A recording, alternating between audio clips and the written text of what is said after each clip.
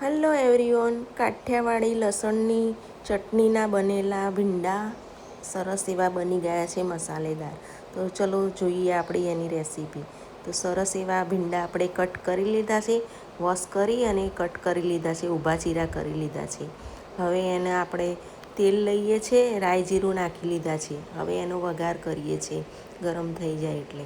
જે લસણ, આદું અને મરચાં મસાલાથી ચટણી બનાવેલી છે, ખાંડી લીધું છે. એ લસણની ચટણી આપણે લઈ લઈએ છીએ સૌથી પહેલાં. તો આવી રીતે લસણ, વધારે પડતું લસણ લીધું છે અને મરચું મસાલા વધારે પડતા નાખીને ચટણી બનાવેલી છે. એ હવે નાખી દઈએ છીએ અને બરાબર સાંતળીએ છીએ આ ચટણીના. એને બરાબર સાંતળવા દેવાની છે. બરાબર સાંતળી જાય પછી જે ભીંડા આપણે આવી રીતે વોશ બરાબર કરી લીધા છે અને આવી રીતે ઊભા કટ કરી લીધા છે. તો અડધા ભીંડા જે ખલમાં ચટણી કરી હતી એમાં અડધા કરી અને પછી પહેલાં એ ભીંડા અડધા અંદર એડ કરીશું.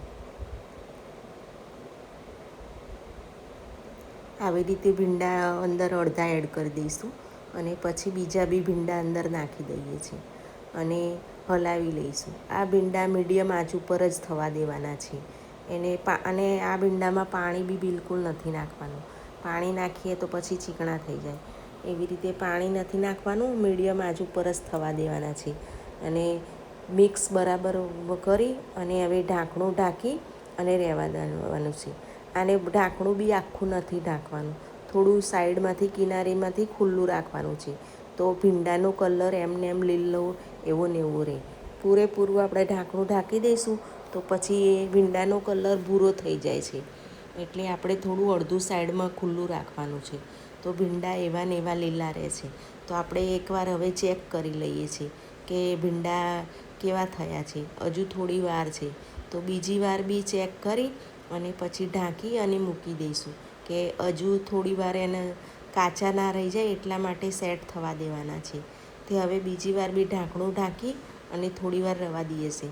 ત્યાં સુધી સાઈડમાં આપણે બાજરીનો લોટ ચારી લીધો છે. એને આવી રીતે પાણી અડધું કરી અને પાણી નાખવાનું છે. આ લોટને આપણે પાણી ઓછું થોડું થોડું નાખતું જવાનું અને લોટ બાંધતો જવાનો. એને પ્રોપર વધારે એકે સાથે પાણી નાખીને નથી બાંધવાનું. એને થોડું થોડું પાણી નાખી અને બાંધવાનું છે. એકે સાથે પાણી નાખો તો રોટલો સારો ના થાય. એને થોડું થોડું પાણી નાખી અને મસળવાનો છે. આ લોટને જેટલો બી મસળીએ ને એટલો સારો રોટલો સારો બને છે. એટલે આને વધારે પડતો મસળવો પડે છે. તો આવી રીતે જેટલો બી મસળીએ ને એટલો બહુ સારો રહે છે. રોટલો થોડો ઉજળો અને ખાવાના બી સારો એવો ટેસ્ટ આવે છે. તો આવી રીતે આપણે મસળી લીધો છે. હવે એને મસળેલા લોટને ગોળ લાડવો વાળી લઈશું. આ લાડવો વાળી અને પછી આપણે રોટલો બનાવવાની શરૂઆત કરી દઈશું.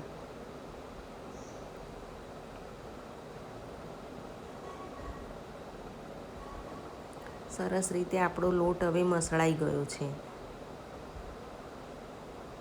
આને મસળ જ કરવો પડે છે. સરસ આમ એકદમ પરફેક્ટ આપણને લાગે ને કે મસળાઈ ગયો છે. હવે આપણે પ્રોપર એનો લાડવો વાળી લઈએ છીએ. ત્યાં સુધી સાઈડમાં જોઈએ છે કે આપણે ભીંડાનું શાક બની ગયું છે, વ્યવસ્થિત સેટ થઈ ગયું છે. હવે એને જોઈ લઈએ છીએ. જો ચીકણા બી નથી બન્યા અને એકદમ છૂટા છૂટા બની ગયા છે અને લસણની ચટણીથી મસાલેદાર, સ્પાઇસી અને સરસ એવો આનો ટેસ્ટ આવે છે. ખાવાનો બી બહુ જ સરસ સારું લાગે છે કે લસણની ચટણીથી ભરેલા ભીંડા આપણા રેડી છે. તો જોઈ શકો તો સરસ એવા આપણા છૂટા છૂટા, ચીકણા બી નહીં ને બની ગયા છે. હવે જે પહેલાં રોટલાનો લાડવો લીધો હતો એ હાથમાં લઈ લઈએ છીએ. હાથમાં લઈ અને રોટલો આવી રીતે બનાવીએ છીએ. હવે થોડું પાણી લઈ અને કિનારીમાં એડ કરીએ છીએ અને ટીપીએ છીએ.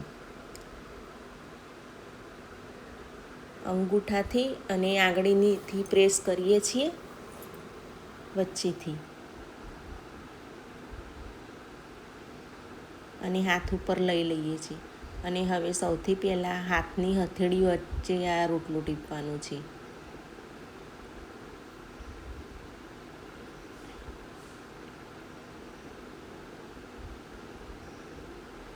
પછી વચ્ચે ટીપવાનો છે. આવી રીતે પ્રોપર આખો રોટલો ટીપી લેવાનો છે. હવે જોઈ શકો છો કે આપણો રોટલો રેડી તૈયાર થઈ ગયો છે. આવી રીતે આપણો આખો બાજરીનો રોટલો બની ગયો છે. હવે આમાં ગામડામાં માટીની કડાઈ હોય ને તો સારો એવો રોટલો બને છે. પણ આ આપણે તવી છે એટલે તવી પર બનાવીએ છીએ, કલાડી નથી. માટીની કલાડી હોય ને તો એમાં બહુ જ સરસ ઉજળો અને સરસ રોટલો બને છે. પણ આ તવીમાં થોડો આ રીતે રોટલો બને છે. તો હવે બે બાજુ આપણે શેકી લીધો છે. હવે કિનારી બી શેકી લઈએ છીએ. આવી રીતે પ્રોપર કિનારી બી શેકાઈ જાય પછી ઉલટો કરી લઈશું આ રોટલોને. સરસ એવો આપણો રોટલો હવે તૈયાર થઈ ગયો છે, રેડી થઈ ગયો છે. હવે આપણે આ રોટલાને લઈ લઈશું, કિનારી થોડી શેકી લઈશું અને પછી લઈ લઈશું. સરસ આપણો રોટલો બાજરીનો તૈયાર થઈ ગયો છે. આવી જ રીતે આપણે બીજો બી રોટલો લાડવો બનાવી લીધો છે. એને આવી રીતે બીજો બી થેપી લઈશું. પાણી વડે હાથ કરી અને થેપી લેવાનો છે.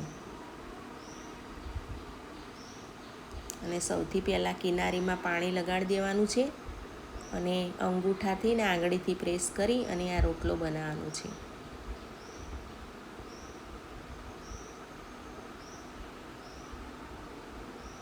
હવે હાથની હથેળી ઉપર આપણે ટીપી લઈએ છીએ.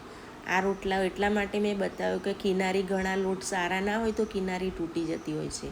તો આવી રીતે કિનારી તૂટી જાય તો આપણે એને સાઈડમાંથી નીચેથી ઠીક કરી શકીએ છીએ. આવી રીતે આંગળી વડે અને દબાઈ અને એને સારી રીતે બનાવી શકાય છે.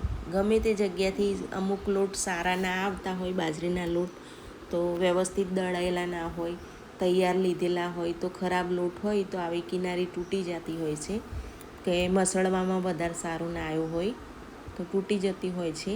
એટલે આવી રીતે આપણે કિનારી સેટ કરી શકાય છે અને રોટલો બનાવી શકાય છે. તો જો આપણે રોટલો આવી રીતે બનાવી દીધો છે અને થોડી વાર શેકાઈ જાય પછી આપણે ઉલટો કરી લેવાનો છે.